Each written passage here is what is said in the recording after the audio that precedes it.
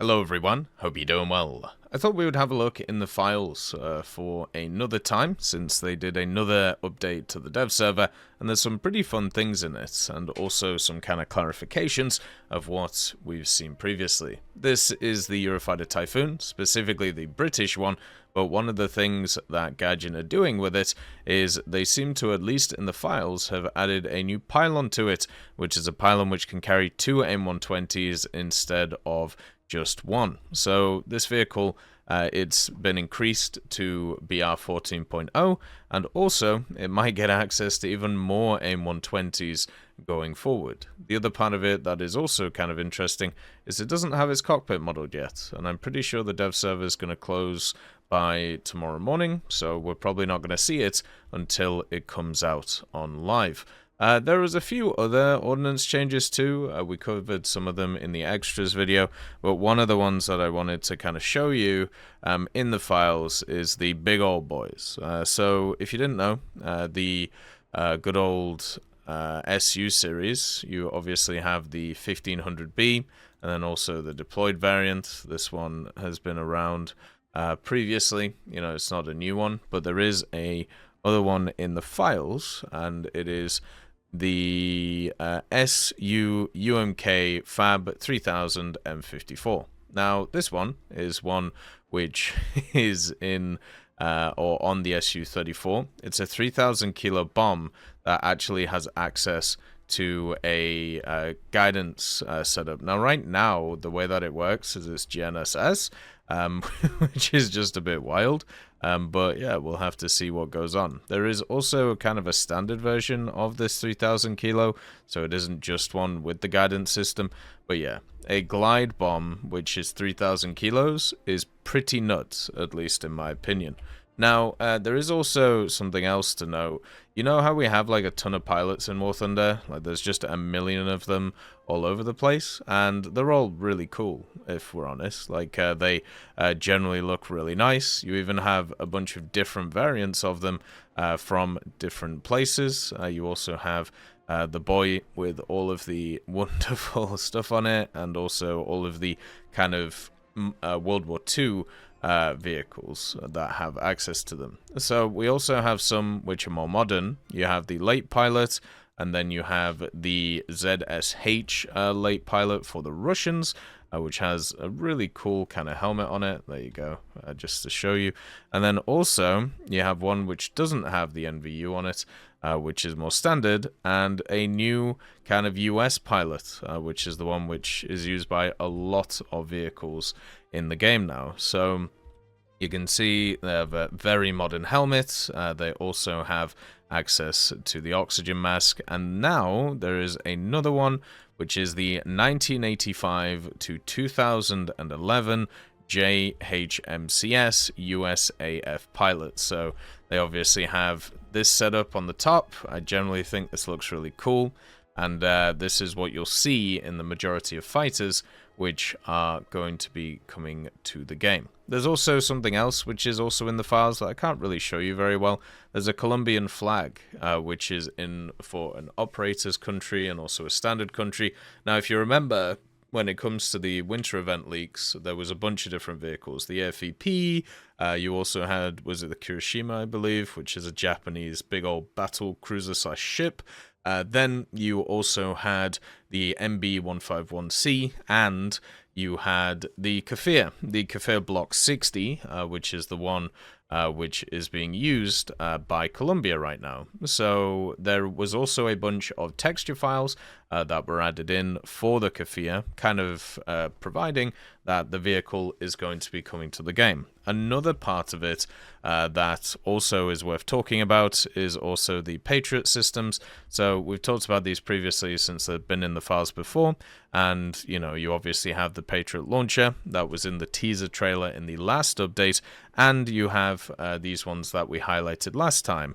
You also have the other side of things with stuff like the S300s, which are also in the files and have been for a while. One of the things that should be kind of talked about, once again, a lot of these things are getting more animations, but also they seem to be testing some kind of strategic bombing game mode which is centered around this. My guess is some kind of PvE setup.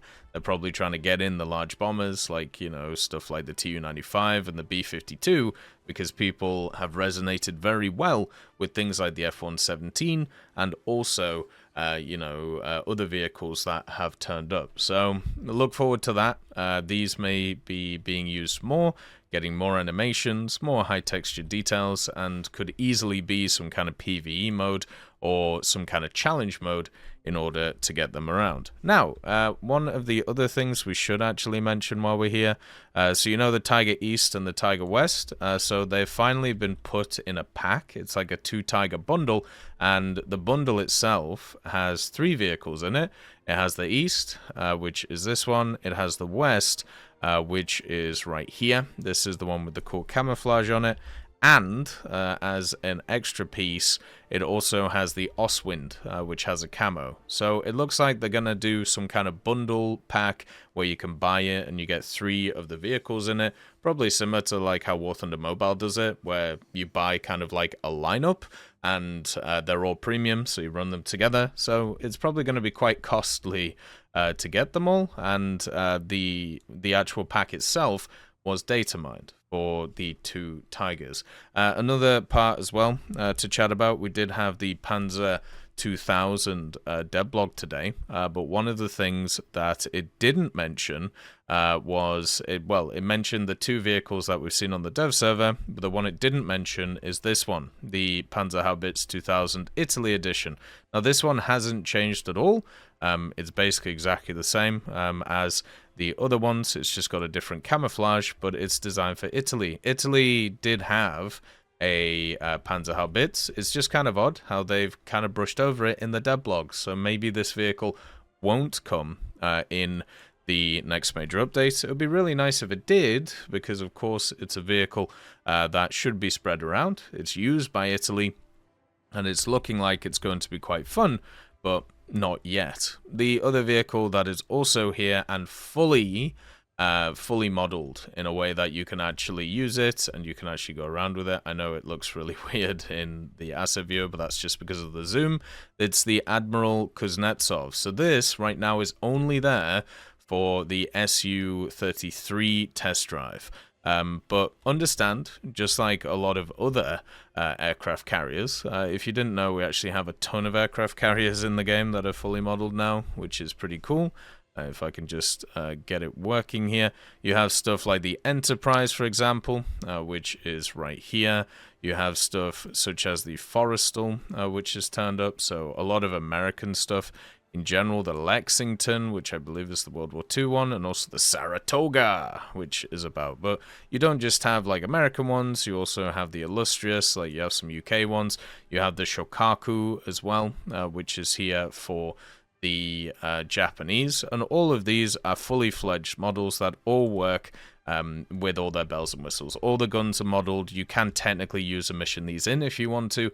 They're all available. And the Kuznetsov is just another one which has turned up. So my guess is they are going to be doing more with these things, because there's no way that you model this in this much fidelity and in this much way, because they've also done all of the X-ray of the inside. So this isn't just, you know, a vehicle where it's just like a physical model. They've also done all the engines, they've done all the guns, they've done all the radar stations. Everything is modeled. And yeah, it all works, whether it's the missile systems that you see here, which is a version, if I believe, of the Tor system, which is quite fun. And then also you have like the little CRWS guns that you have here too. Basically, it's fully there. So look forward to stuff like submarines that they've already talked about, and also more of these aircraft carriers being used in their general ways. And that's pretty much all there is in the files right now. Of course, there will be more updates to the stuff before things come out. Look after yourselves. Peace be with you. See you soon.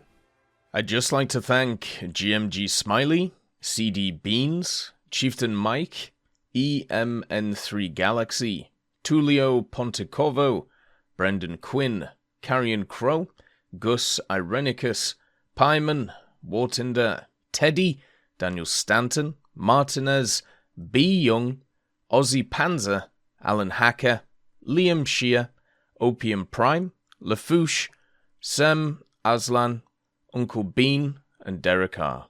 for supporting the channel.